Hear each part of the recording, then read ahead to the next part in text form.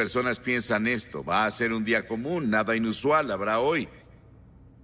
Nada fuera de lo ordinario, no mucho que esperar, solo como cualquier día.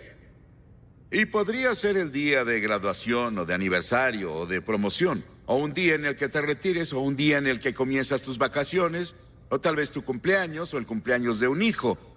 Pero hoy quiero hablar contigo sobre un día que es único en la historia del mundo. El día cuando la Biblia nos enseña que Jesucristo volverá a la tierra. Y ese día está en el calendario de Dios. La palabra de Dios dice que solo pasará una vez y vendrá como una devastación para los que no están preparados. Pero para los que esperan la venida de Jesucristo, va a ser un día de gran gozo. Y los cristianos antiguos del Nuevo Testamento continuamente comentaron y esperaron ese día, o el día, o los últimos días. Esas expresiones se usan en todo el Nuevo Testamento, los últimos días.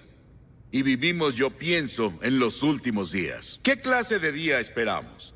¿Qué pasará ese día? Primero será el día de revelación.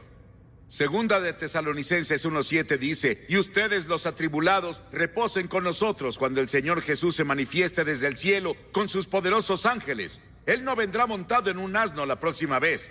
Vendrá con poderosos ángeles del cielo. Será personal el regreso y la venida de Jesucristo. Después de la crucifixión y la resurrección de Jesús, la Biblia dice que Él apareció en persona a sus discípulos y a 500 de sus seguidores. Pero Jesús no se le apareció a Pilato, ¿se han preguntado por qué? O a Herodes, o al sumo sacerdote, o a los que querían su crucifixión. Él no apareció a ellos, no se les apareció. ¿Por qué? Porque no era el tiempo. Lo van a ver ese día que está en el futuro. Apocalipsis 1:7 dice: he aquí, él viene en las nubes y todo ojo le verá, también los que le traspasaron, y todos los pueblos de la tierra se lamentarán por él. Incluso las personas que lo traspasaron, incluso las personas que idearon su muerte van a verlo, y van a estar conmocionados. Las Escrituras dicen en Primera de Tesalonicenses 4:16, porque el Señor mismo descenderá del cielo. En Hechos 1:11 dice: este mismo Jesús, quien vendrá de la misma manera como lo vieron ir al cielo. Y estaban viendo cómo se iba al cielo, su ascensión. Y dice que desapareció en una nube, creo que fue una nube de ángeles, que vino a escoltarlo de vuelta al cielo, porque había ángeles que vinieron cuando él nació, lo escoltaron a la tierra. Y ahora iba a volver al cielo después de su resurrección, y ellos vinieron a escoltarlo de vuelta. ¿Sabes? Antes de que una gran obra de arte como una estatua o una pintura sea presentada al público, en general se mantiene escondida. Las personas tal vez sepan que la obra se está preparando, tal vez sepan su ubicación, pero no la ven. Y cuando el día de la presentación llega, la obra de arte se cubre con una tela hasta el momento de su revelación. Las personas vienen con gran anticipación y el evento en general es precedido por una ceremonia. Y cuando se quita lo que cubre, la obra de arte es revelada a la vista para que todos la vean.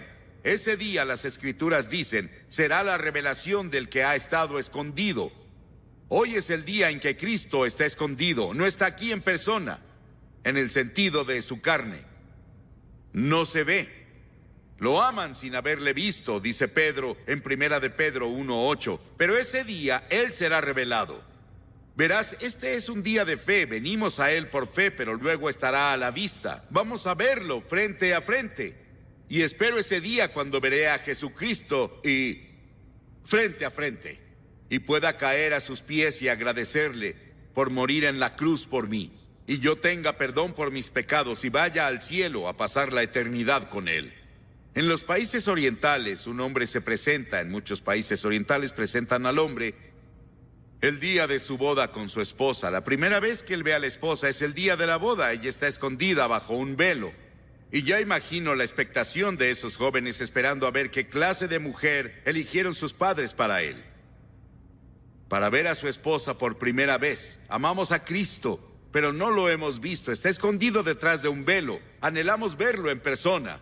Ahora vemos por espejo oscuramente, mas lo veremos cara a cara, dicen las Escrituras. Lo veremos con sus poderosos ángeles. ¿Qué día va a ser cuando Él venga? Como trueno en el cielo, como un rugido de trueno. Y luego en segunda, será un día de condenación. Para los creyentes será un día de éxtasis y gozo, emoción y gloria. Pero para los que no lo conocen, será un día de juicio. Dios ha puesto en nosotros un fuerte deseo de ver justicia ejecutada en el mundo. Celebramos cuando los buenos ganan y los malos pierden en televisión. Aplaudimos el sistema legal cuando aplica la justicia a una persona que hizo gran daño a otros. Aplaudimos el sistema legal cuando hace algo para llevar justicia social a nuestras comunidades. Y muchas personas se rehúsan a creer que Dios un día traerá justicia a esta tierra, pero va a hacerlo. Y será bajo sus términos. A cada uno de nosotros vamos a tener que enfrentar el juicio. Dios es perfecto en amor y justicia. Dios es un Dios de amor. No te vayas y dejes que las personas piensen que Dios no es un Dios de amor. Lo que quiero que recuerdes más de toda esta cruzada es que Dios te ama. No importa quién seas, lo que eres, qué trasfondo étnico tengas, cuántos pecados hayas cometido, Dios te ama y no hay nada que puedas hacer. Dios va a continuar amándote hasta la tumba. Él te ama. Es un Dios de amor, pero también es un Dios de justicia y va a llevar a las personas de todo el mundo a un lugar de juicio y traerá justicia al mundo. En segunda de Tesalonicenses 1, 8 y 9 dice, en llama de fuego para dar retribución a los que no conocieron a Dios ni obedecen al Evangelio de nuestro Señor Jesucristo, los cuales sufrirán de eterna expulsión de la presencia del Señor y de la gloria de su poder. Piensa en eso. La traducción Revised Standard Version del versículo, una exclusión de la presencia de Dios. Verás lo que significa, es que los que están perdidos, los que no conocen a Cristo como Señor y Salvador, y podría ser un miembro de la iglesia y todo, pero dentro de ti no estás seguro de cómo estás ante Dios, y podrías estar perdido. Todos ustedes van a echar un vistazo a Cristo en su gloria. Van a ver toda la gloria y toda la emoción y el gozo del cielo por un momento, y se llevarán ese recuerdo a la eternidad. Pero no podrán disfrutarlo. Van a ser excluidos de su presencia, dicen las Escrituras. Recuerdo cuando oí eso por primera vez de un erudito griego en la Universidad de Cambridge. Recuerdo el impacto que tuvo sobre mí cuando dijo lo que significaba ese pasaje. Y comencé a pensar en echar un vistazo a Jesús y toda su gloria y todo su poder. Y yo debía ser parte de eso en el cielo, y me lo perdí. Por mi propia lujuria, o mi avaricia, o mi orgullo, o mi ego, o porque no me rendí ante Cristo en la cruz. También va a ser un día de salvación. Un día de salvación. Ahí llegamos a la glorificación. Han oído de la salvación y la santificación. Eso se llama glorificación. ¿Quiénes son los objetos de salvación y cuál es la naturaleza de la salvación? En 2 de Tesalonicenses 1:7 dice descanso. Esto indica que muchas desigualdades van a ser niveladas. Habrá perfecta justicia. El pobre del mundo tendrá sus necesidades cubiertas y muchos de los ricos se volverán pobres. ¿Recuerdan el hombre rico y el pobre de los que Jesús habló? El pobre murió y fue al cielo con Jesús. Y el hombre rico, que no tenía tiempo para el pobre, murió y fue al infierno. Había un gran abismo entre ellos, y el hombre rico clamó. Él vio a Abraham y clamó diciendo, ven a traerme un poco de agua, solo toca mi lengua con agua, y por favor ve a decirles a mis hermanos que no vengan a este lugar. Es terrible. Lo que sea el infierno es una separación de Dios. El cielo se describe en los términos que indican. Lo importante no va a ser nuestro gozo. Voy a saltar de arriba a abajo si me dejan. Voy a aplaudir más que las personas de Albany. Voy a aplaudirle al Señor Jesucristo hasta que mis manos se caigan. Voy a arrodillarme hasta que mis rodillas estén llenas de sangre por eso. Y le daré la gloria y la alabanza y el honor, pero no va a ser lo importante. Lo importante es que Jesús va a ser tan revelado y hermoso y glorioso en y a través de nosotros, sus santos, que todo el universo se levantará y se maravillará de que Cristo hiciera tal cosa por su muerte y su resurrección, que tomara a pecadores como tú y yo, que nos oponemos a Dios, que rompemos las leyes, que lo desobedecemos a diario, y nos llevará y amoldará a lo que Él planea para el futuro, y a compartir con Él su reino y gobierno. Él va a ser tan revelado en su belleza y gloria en y a través de sus santos que todo el universo se detendrá sorprendido. Verás, un obrero es revelado por su trabajo. Sir Christopher Wren fue el diseñador de la Catedral de San Pablo en Londres. Y recuerdo cuando fuimos a Londres el año después de la guerra. Cliff Barrows y su esposa Billy y mi esposa y yo fuimos a Inglaterra y predicamos allá por 6 meses. Y toda la ciudad estaba casi en ruinas. Pero veías la Catedral de San Pablo de pie con toda su gloria. Había sufrido un poco de daño, pero no mucho. Sir Christopher Wren la diseñó. Dentro de la catedral hay una placa en su memoria. Y dice, si buscas el monumento de Sir Christopher Wren, aquí lo ves. Este es su monumento. El monumento del Señor Jesucristo, su obra en la tierra, en la cruz y su resurrección seremos tú y yo. Todos los que conocen a Cristo, el cuerpo de Cristo, somos su obra maestra. Cuando el universo mire a su iglesia glorificada, se maravillará de su belleza. No pensarán en ti y en mí, van a pensar en Él. Todos nuestros pensamientos se centrarán en Él. El universo estará impresionado, no por nosotros, sino por Él, que logró esto. Cristo será el centro del cielo. Y en el infierno, a donde sea que veas, nunca lo verás. Este es el día que el Señor ha hecho. Regocijémonos con gozo en Él, dicen las Escrituras. Habrá un día en el que Cristo volverá. Hasta ahora, cuando vendrá es un secreto. Según un artículo reciente del New York Times del año pasado, el gobierno de los Estados Unidos creó 6.800.000 mensajes y documentos clasificados. Son muchos secretos. Y claro, sabemos que esos secretos tienen fugas. Pero Dios tiene un secreto que no le reveló a nadie. A nadie, y ni siquiera especulamos. Y ese es el día y la hora de su regreso. No lo sabemos. Pero Jesús, antes de su muerte, llevó a sus discípulos a la montaña y en privado le preguntaron: Señor, ¿cuándo volverás? ¿Y cuáles serán las señales de tu regreso? ¿Qué podemos esperar antes de que vuelvas? ¿Cuáles serán los indicadores de que vendrás de nuevo y el final del mundo?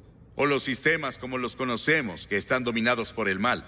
Y Jesús contestó: ese día y esa hora ningún hombre, ni siquiera los ángeles la conocen, solo mi Padre sabe. Pero dejó claro a los discípulos que el tiempo de su segunda venida habría señales que veríamos. ¿Y cuáles son las señales que Él dejó? Primero dijo que habría guerras y rumores de guerras. ¿No te suena a los encabezados de los periódicos todo el tiempo? Las guerras y rumores de guerra. Sí, tuvimos un maravilloso tiempo de paz aparente que hay en el mundo. Me alegra lo que ha pasado. Pero incluso con toda esa paz que explotó, no significa que no sea un mundo peligroso. Los economistas en Londres el otro día en un editorial dijeron que el mundo aún es un lugar peligroso. El final de la Guerra Fría y el nuevo relajamiento entre el este y el oeste han tentado a algunos a creer que la paz es el orden del día. Los economistas dicen que no. Nos deshicimos de una gran fuente de tensión, aunque el mundo aún tiene muchas pequeñas. Ni el odio, ni la intolerancia, ni la agresión, ni el choque de ideas murieron en los cambios que hubo el año pasado y la paz explotó, pero también el conflicto. Y la segunda cosa que dijo: muchos vendrán en mi nombre diciendo yo soy el Cristo. Me dicen que hay más de 400 personas en Los Ángeles tan solo que se presentan como Cristo. Él dijo que cuando se levantaran los cristos falsos y los falsos profetas y mostraran grandes señales y maravillas, y muchas personas hoy enseñan que somos Dios, todo lo que tienes que hacer es entrar en contacto con el poder que está dentro de ti, liberarlo, y puedes resolver todos los problemas de la vida. Y luego, en tercera, Jesús dijo que las masas se sobrecargarán de excesos y ebriedad e inquietudes de esta vida. Y ese día vendrá sobre innumerables personas inconscientes. En otras palabras, vamos a divertirnos y a estar en todas nuestras fiestas, y vamos a ir a todos los clubes nocturnos y a beber en exceso y a usar drogas. El sexo y la violencia son las mayores amenazas de la generación actual. Y son amenazas grandes, pero Jesús predijo todo eso. Él dijo que estarán viviendo como en los días de Noé, comiendo y bebiendo y casándose y dándose en matrimonio, intercambiando esposas. Y todo eso sucede hoy en una escala que nunca imaginamos. El crítico social y autor Tom Wolfe comentó de los años 80. Dijo que es la década de la fiebre del dinero, en la que la idea de inmoralidad sexual casi se desvanece. ¿Dónde están nuestros valores morales? Vamos a ver los talk shows. Y ellos nos dicen qué valores morales existen en el momento presente. Y conozco a una de esas personas. Y lo conocemos desde hace mucho. Él antes tenía fuertes valores morales, pero con los años ha sucumbido hasta ahora. Cuando lo ves en televisión, ves que se ha resbalado muy lejos de donde solía estar. Jesús dejó muy claro que habría riqueza sin igual y avaricia y excesos de indulgencia al aproximarnos al final de los días. Un columnista del periódico llamó a nuestro estilo de vida babilónico. Y luego, cuarto, Jesús dijo que habría hambrunas en muchos lugares y pestilencias, no universales, pero en diferentes lugares, dijo. Mucha de la hambruna en el mundo hoy es por el hombre, el resultado de luchas políticas y guerras civiles. Vean la hambruna en Monrovia y Liberia hoy. 500,000 personas amontonadas en ese lugar. No hay agua. El agua se suspendió por 10 días. No hay comida. No hay arroz. Y las enfermedades brotaron. ¿Qué pasará? Y está pasando en muchas partes del mundo. Está pasando en lugares como India, y parece que la guerra entre India y Pakistán está muy, muy cercana. Y vemos todas esas cosas pasando ahora. Y son las cosas que Jesús predijo que pasarían justo antes de que Él viniera. Nuestro país gasta miles de millones de dólares al año en programas de reducción, cuando el resto del mundo intenta tener algo de comida. Y luego dijo, la iniquidad abundará. Y Él hablaba de perversiones sexuales. ¿Sí? No voy a ir a eso esta noche, porque no tenemos tiempo. Pero los crímenes diarios nos asustan. Las jóvenes que son atacadas hoy y violadas son 40% más que hace un año. Algo está pasando. Parece que un espíritu malo y terrible se ha soltado, y así es el diablo. Alguien me preguntó, ¿qué anda mal con el mundo? Y dije, el pecado anda mal con el mundo y el diablo aviva la llama. Y aviva el fuego, eso pasa. Y nos inquirimos, ¿los valores morales desaparecieron completamente? Muchos. Incluso los cristianos hoy están confundidos. Nos volvimos cristianos terrenales en lugar de los que leen la Biblia y estudian las Escrituras y se ponen a orar. Nos sentamos enfrente de nuestra tele y obtenemos valores morales de ahí. Y luego dijo que habría un incremento de terremotos. Hay unos 6,000 terremotos detectados en todo el mundo cada año.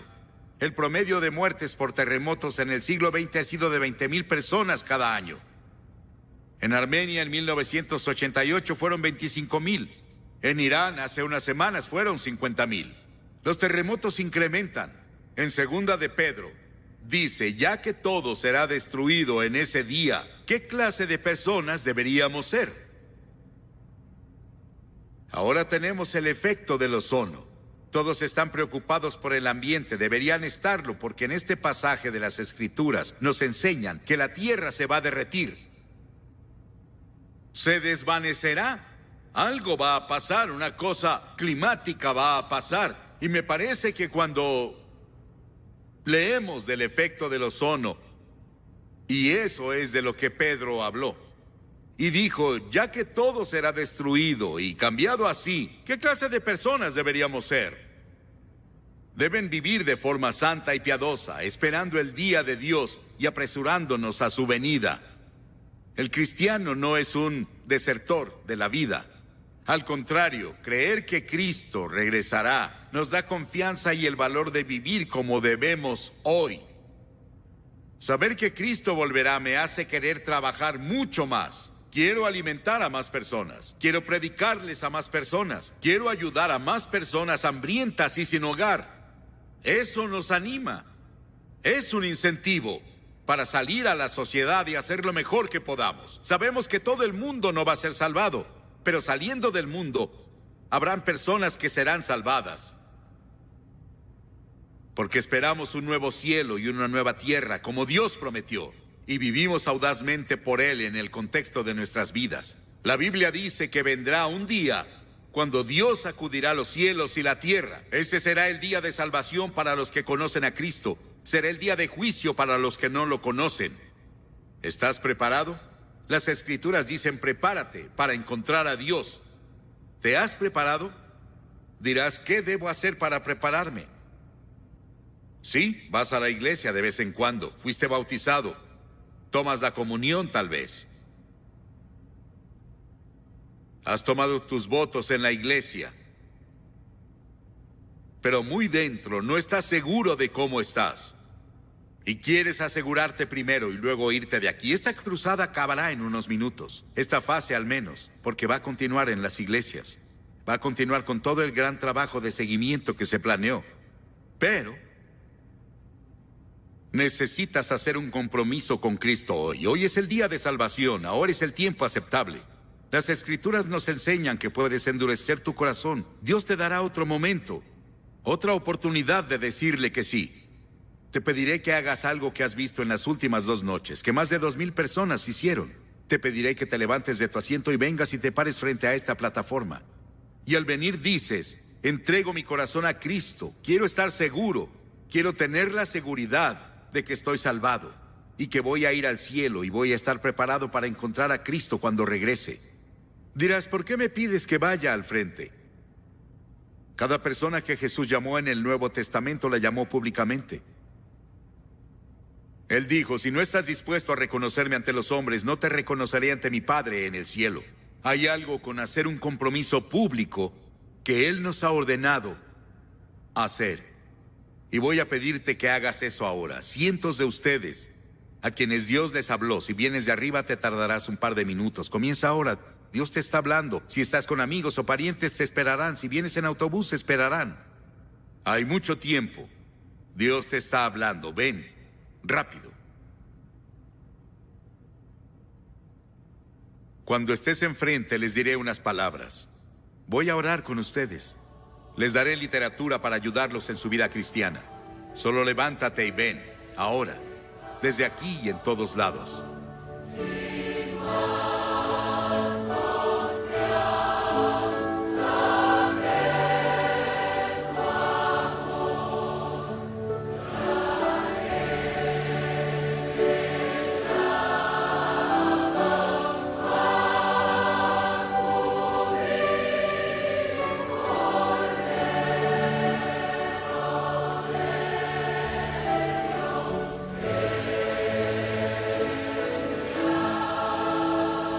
La palabra de Dios promete que podemos estar seguros de que un día estaremos en el cielo con Dios. No solo tener la esperanza o el deseo de ello.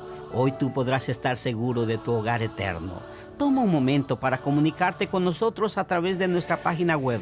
Nuestros consejeros se contactarán contigo vía chat. Y recuerda, Dios te ama. Los que han estado viendo por televisión pueden ver que cientos de personas vienen aquí, en la Knickerbocker Arena, en Albany, Nueva York.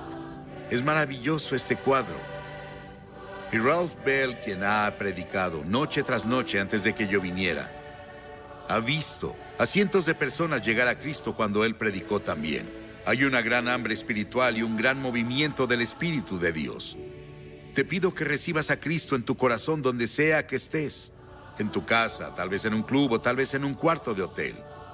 Puedes decirle que sí a Cristo. Dios te bendiga y te ayude a tomar ese compromiso esta noche. Y asegúrate de ir a la iglesia el domingo. El día en que Jesucristo vuelva, ¿será uno de temor y conmoción o será de gran gozo para ti? ¿Qué pasará si mueres antes de que Jesús regrese? Ahora, esta noche, quiero hablar sobre las tentaciones de Jesús. Quiero que vayan conmigo al 4º capítulo del libro de Mateo.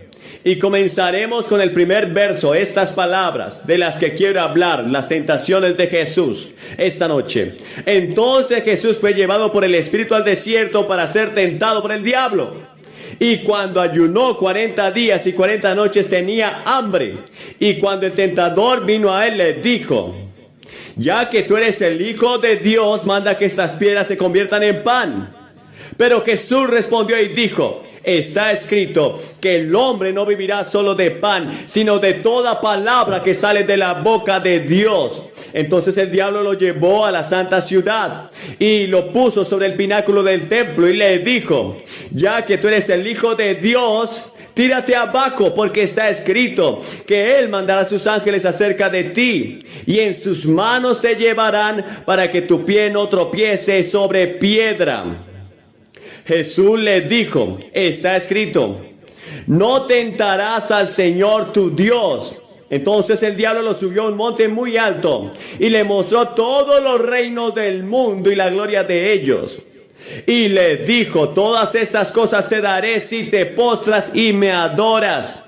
Entonces le dijo Jesús: aléjate de mí, Satanás, porque está escrito: adorarás al Señor tu Dios y a Él solo servirás. Entonces el diablo lo dejó y aquí vinieron los ángeles y le servían. Sí, Jesucristo fue tentado. La Biblia dice que fue tentado en todas las cosas como nosotros, pero sin pecado. Él es el único en la historia del mundo, incluyendo a Adán y a Eva, que alguna vez resistió al diablo completa y enteramente. Él era el Señor Jesucristo. ¿Por qué? Porque no tenía pecado dentro de sí. No había nada que el diablo pudiera pelar dentro de él, porque no tenía pecado. Y tú y yo tenemos la semilla del pecado en nosotros. Nacimos en pecado. David dijo: en pecado me concibió mi madre. Y la Biblia dice que todos hemos pecado y estamos destituidos de la gloria de Dios. Y la palabra pecado significa que hemos quebrantado las leyes de Dios, hemos quebrantado las leyes morales de Dios, y todos estamos en esa categoría. Y luego en Efesios 6 y el verso 12 leemos estas palabras hablando de ti y de mí: porque no tenemos lucha contra sangre y carne, sino contra principados, contra potestades, contra los gobernadores de las tinieblas de este mundo, contra la maldad espiritual en los lugares altos. Ahora, gran parte del Nuevo Testamento tiene que ver con la guerra espiritual, y nadie está exento de este conflicto. Dios no tiene lugar para un pacifismo espiritual, porque la Biblia enseña que la vida cristiana no es un patio de recreo religioso, no es un campo deportivo. La palabra contra que se destaca 5 veces en Efesios capítulo 6 se nos dice que no es una lucha contra sangre y carne, sino contra 4 cosas: principados, potestades, gobernadores del mundo, huestes espirituales de maldad. Hay unas huestes espirituales, hay un diablo, hay un demonio. En 2 de Corintios 2:11 se nos dice que no ignoremos al diablo y sus maquinaciones para que Satanás no se aproveche de nosotros, porque no ignoramos sus artimañas. Debemos conocer al enemigo. En 1 Pedro 5:8 la Biblia dice que seamos sobrios y estemos atentos, porque el adversario, el diablo, como león rugiente, anda alrededor buscando a quien devorar. El diablo anda buscando a quien devorar. Ahora, algunos de los nombres que se le dan a Satanás, el diablo: Es el tentador, por supuesto. Satanás es el engañador, un mentiroso, un asesino, un acusador, el príncipe y el poder del aire. Es el príncipe de este mundo, es el Dios de esta era, es el destructor, el maligno, Belcebú. Todos estos nombres son dados a una persona que llamamos Satanás. Ahora la Biblia dice de sus artimañas y trampas. La Biblia advierte que engaña y seduce, se opone, resiste y engaña y siembra cizaña y dolor y estorba, bofetea, tienta y persigue y blasfema. Ahora la gente tiene una caricatura del diablo establecido por las obras de Dante y Milton. Esta es una poesía maravillosa, pero es teológicamente falsa. Esa no es la imagen del diablo en la Biblia. Satanás no tiene cuernos, no tiene aros, no tiene una cola con púas. Ahora el diablo intenta todo esto para hacernos pensar que él está en el infierno, pero él nunca ha estado allí. Y cuando llega al infierno, no será el jefe, sino la principal víctima del infierno. Se le llama el Dios de esta era, el príncipe de este mundo y el príncipe del aire. En Mateo 25:41 habla de sus ángeles. Mucha gente pregunta, ¿de dónde salió Satanás? Según Isaías 14, aparentemente se rebeló contra Dios. Él era la más grande y la más hermosa de todas las criaturas creadas por Dios. Y por alguna razón misteriosa, desconocida, allá por ese entonces se rebeló, lideró una revuelta contra Dios. Y fue arrojado del cielo y aterrizó en este planeta. Y ha estado luchando contra los propósitos de Dios desde entonces. Y uno de los propósitos de Dios para Satanás es probar este planeta si las personas amarán a Dios o no lo van a amar. Si obedecerán a Dios o van a obedecer al diablo. Y él ha estado activo tratando de ganar este planeta y ganar a la gente que Dios puso en él. Aquí no entiendo todo lo que el apóstol Pablo llama el misterio de la iniquidad. Hay muchas cosas al respecto que no podemos explicar y no voy a tratar de explicarlas. Pero Cristo estuvo sujeto a las tentaciones del diablo. En Hebreos 4:15 dice que fue tentado en todo como nosotros, todo pero sin pecado. Y en Hebreos 2:18 dice que él mismo padeció siendo tentado y es poderoso para socorrer a los que son tentados. Ahora estudiemos y veamos cómo Jesús enfrentó la tentación del diablo, como un modelo para nosotros también. Cómo podemos enfrentar las tentaciones de Satanás. Jesús fue guiado por el Espíritu Santo. Después de su bautismo, él fue guiado hacia el desierto, a un área entre Jerusalén y el Mar Muerto, en un lugar salvaje. Y estaba allí Jesús, y era terrible ese desierto, 40 días y 40 noches. No tenía nada para comer. Jesús estaba orando y era obediente a la voluntad de Dios y estaba lleno del Espíritu Santo y pasaba un tiempo en oración, tenía un conocimiento total de las Escrituras. Y en ese momento, cuando estaba hambriento y cansado del sol, del calor y de todo el desierto, vino el tentador. No tenía compañero humano, Jesús estaba solo en ese desierto. No podía compartirlo con otros, sus conflictos. Tú puedes marchar hombro a hombro con las personas en todas las cosas, pero cuando llega la tentación tendrás que enfrentarla tú solo. Hay 3 tentaciones y el diablo siempre usa las mismas 3 tentaciones. Las usó con Jesús, las usó con Adán y Eva en el jardín del Edén y las usará contigo. La misma forma, de la misma manera, nunca varían, son las mismas cosas. Primero es la lujuria de la carne, segundo la lujuria del ojo y tercero es la vanagloria de la vida. Ahora, la primera vez que vino a Jesús para tentarlo, lo tentó a convertir las piedras en pan. Apeló a su apetito físico. Esta era la lujuria de la carne. Ahora Jesús tenía hambre al cabo de 40 días. Y el diablo sabe cuándo venir. Llegará el momento oportuno para esa tentación. Y las cosas más fuertes, los instintos más fuertes, es el hambre y la sed para un ser humano. Y muchas personas se desharán de todos sus refinamientos de civilización, como las madres de Sumeria en el Antiguo Testamento devoraron, se comieron a sus propios hijos cuando tenían hambre. El diablo señala las piedras redondas y dice, si eres el Hijo de Dios, o como eres el Hijo de Dios, reconoció que él era el Hijo de Dios.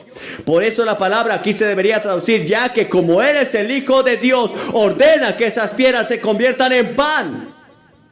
Ahora, la sola mención del pan debe haber hecho saltar de deseo el cuerpo hambriento de Jesús.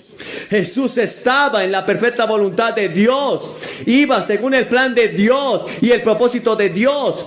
Ningún accidente le podía pasar, iba de camino a la cruz para morir por la salvación del mundo, para morir y resucitar. Este era el plan perfecto de Dios y la voluntad perfecta de Dios. Ahora el diablo viene y dice, puedes hacer algo como esto y no solamente puedes alimentarte a ti mismo, sino puedes alimentar al mundo. Puedes convertirte en el Mesías creído. El mundo entero creerá en ti si alimentas a las personas hambrientas. Dios había planeado para él que tuviera hambre porque también Dios lo estaba probando. Pero Dios no le había permitido utilizar su poder para satisfacer la necesidad física que él tenía. Y Dios te pide a ti que no hagas ninguna provisión para la carne. El antojo era legítimo, pero Satanás sugirió satisfacerlo de una manera ilegal. Y puedes alimentar al hambriento. Y no es interesante que cuando Jesús murió y dijo, terminé la obra que el Padre me envió a hacer. Pero cuando murió había muchas personas enfermas, había muchas personas hambrientas todavía. Pero él vino con un propósito mayor. Oh sí, él alimenta a los hambrientos. Es interesante. Y nosotros, los cristianos, debemos preocuparnos por alimentar a los hambrientos. Pero hay algo mucho más profundo y una cosa más profunda en la cruz: la redención de Cristo y la resurrección. Porque sin la cruz y la resurrección no podría haber salvación de tu alma. Ahora, la segunda tentación que el diablo le dio a Jesús, lo llevó al pináculo del templo, que es el punto más alto de toda el área, y se podía mirar 600 pies hacia abajo del valle. Jesús estaba en Jerusalén, en el centro de la vía judía en ese tiempo, y el pináculo era el lugar más imponente del templo. Y el diablo le dijo, ya que eres el Hijo de Dios, ¿por qué no te arrojas abajo? Porque está escrito en la Biblia, Él dará a sus ángeles mandato acerca de ti, y en sus manos te llevarán para que tu pie no tropiece con ninguna piedra. El diablo usa las escrituras. El diablo puede citar las escrituras. Él citó mal estas escrituras del Salmo 91, 11 y 12, pero omitió una de las partes más importantes de este pasaje, que dice que Él dará a sus ángeles el encargo de que te guarden en todos tus caminos. Omitió. Nota la sutileza que utilizó Satanás con Jesús. Esta es una oportunidad para una aventura de fe. El héroe. Ahora él hizo lo mismo con Eva, deslumbrarlo de los ojos. Ahora mira lo que va a pasar. Habrá un gran espectáculo, los ángeles te atraparán, deslumbrarás a las multitudes. Será un gran espectáculo y la gente creerá en ti. Todo el mundo estará mirando.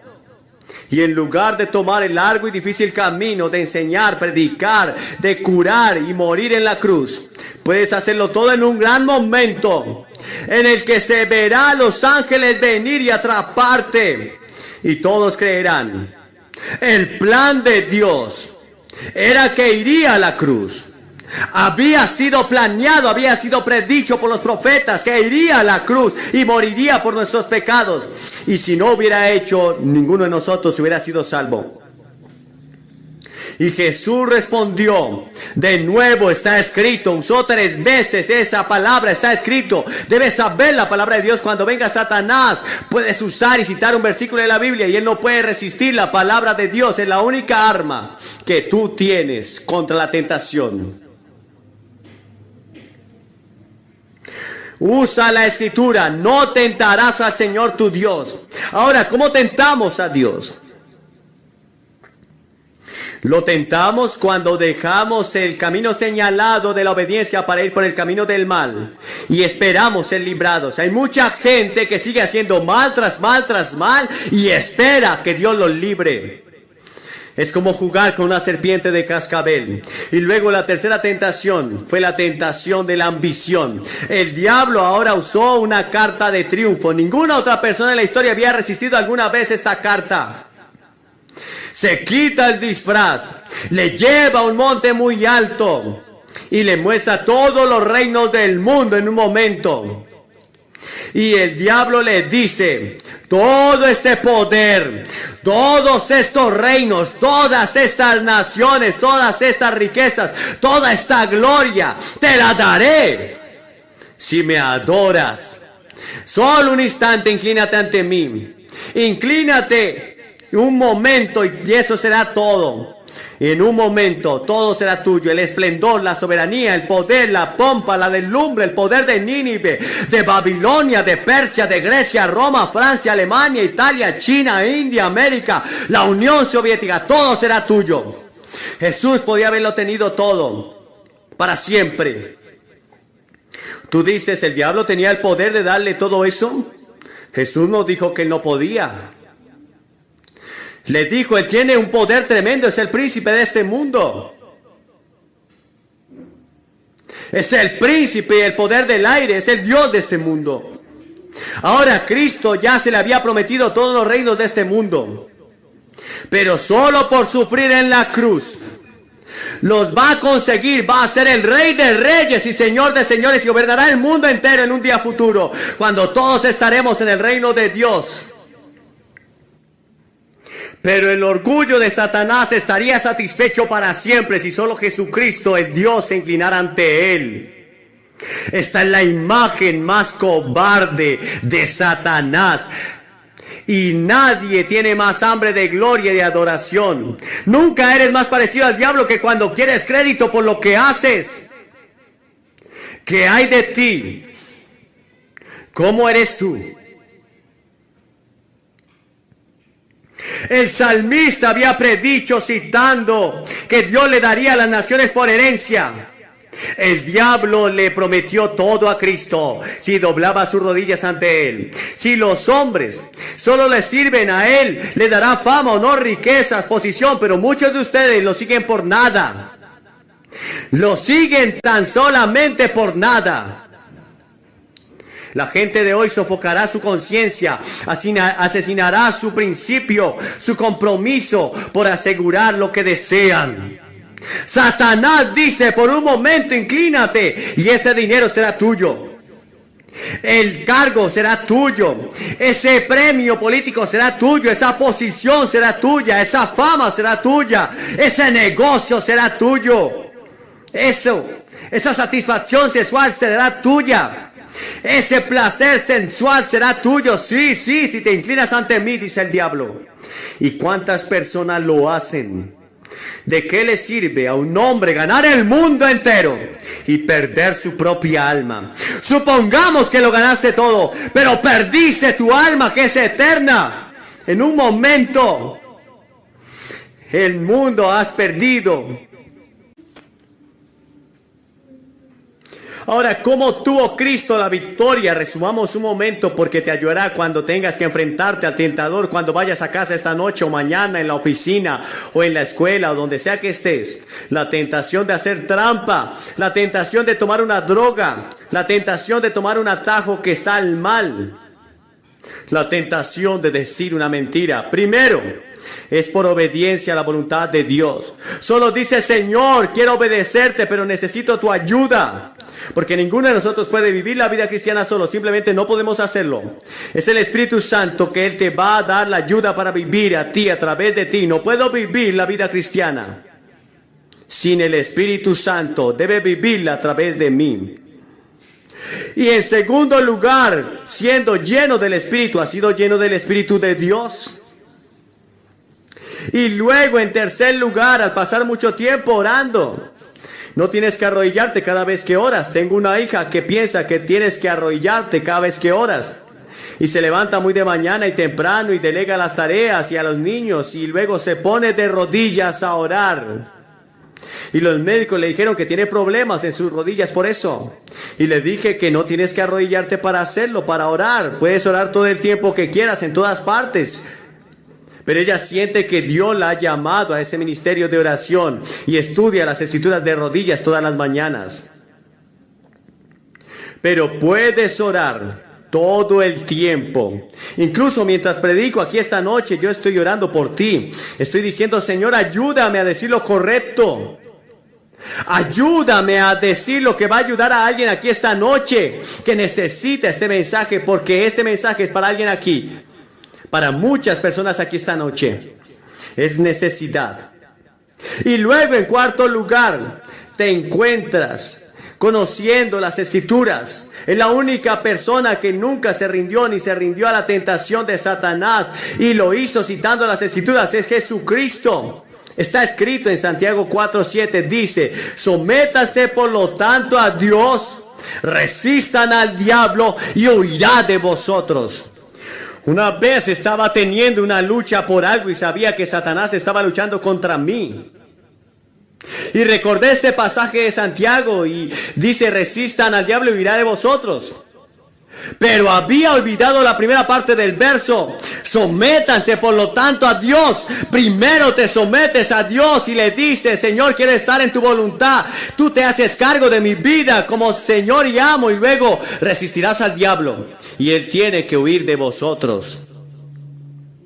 Podrás vencerlo. Y luego en Apocalipsis 12:11 dice: por la sangre del Cordero y por la palabra de su testimonio vencieron al acusador. Y en Primera de Pedro 5 dice: sean sobrios y velad, porque vuestro adversario el diablo, como león rugiente, anda alrededor buscando a quien devorar, al cual resisten firmes en la fe. ¿Le estás resistiendo? ¿Te estás sometiendo a Dios? Tienes que conocer realmente a Cristo. En un mundo en el que la religión dominante es ahora el secularismo, el estilo de vida es el materialismo, necesitamos atender a la palabra de Dios para saber cómo citarla y aplicarla correctamente. Dios nos llama a un lugar donde nos quedemos solos como cristianos y vivamos de esa manera. Es un llamado a la vida en sociedad, es vivir a Cristo en la vida, donde el lugar donde estemos debemos mantener la creencia en el comportamiento. Debemos relacionarnos en la salvación y en la ética personal de Cristo. Debes recibir a Cristo en tu corazón. Debes vivir en tu corazón y entonces sales y lo aplicas en el mundo en que vives, en cada grupo, con las personas que te están rodeando.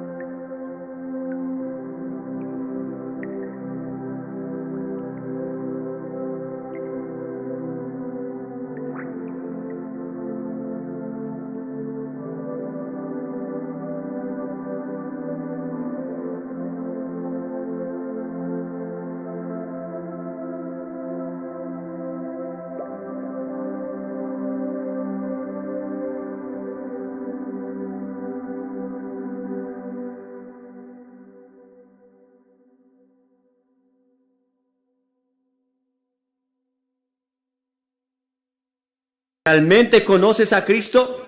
Tú mismo dices, Billy, hay veces que yo creo que sí y hay veces que no estoy seguro. Si tienes alguna duda, pero no la resuelves esta noche, algunos de ustedes han sido bautizados, han sido confirmados e hicieron algunas promesas y otros hicieron promesas por ustedes, pero ustedes no están seguros de haberla guardado y les gustaría volver a comprometerse y dedicar su vida a Cristo esta noche. Hay otros de ustedes que simplemente no están seguros de haberlo recibido antes realmente en su corazón, pero quieren hacer y quieren estar seguros de que todos están perdonados de sus pecados y vas a ir al cielo, que si mueres irás al cielo. Esta noche te voy a pedir que te levantes de tu asiento y vengas y te pares frente a esta plataforma. Cientos de personas ya lo han hecho en otros lugares. Y después de que todos hayan venido, les voy a dar una palabra y oraré con ustedes y les daré literatura para ayudarlos a ser un cristiano. Si estás con amigos, familiares, te van a esperar. Si estás en un autobús, te esperarán. Solo tendremos un momento. ¿Por qué es importante dar un paso al frente públicamente? Porque Jesucristo llamó a la gente en el Nuevo Testamento públicamente. No puedes avergonzarte de Cristo porque Él no te avergüenza. Él no se avergüenza de ti. ¿No estás dispuesto a reconocerlo ante los hombres? Él no te reconocerá ante el Padre y ante los ángeles que están en el cielo. Debe ser un compromiso público ahora mismo. Tú mismo lo sabes. Y tendrás la seguridad si vienes ahora mismo. Nadie más lo hará por ti. Nadie salga del estadio ahora. Vamos a estar en oración. Te levantas y vienes. Los jóvenes, los viejos, vengan con la certeza que esta noche Jesucristo los perdonará y los recibirá. Aquí puedes estar frente al coro.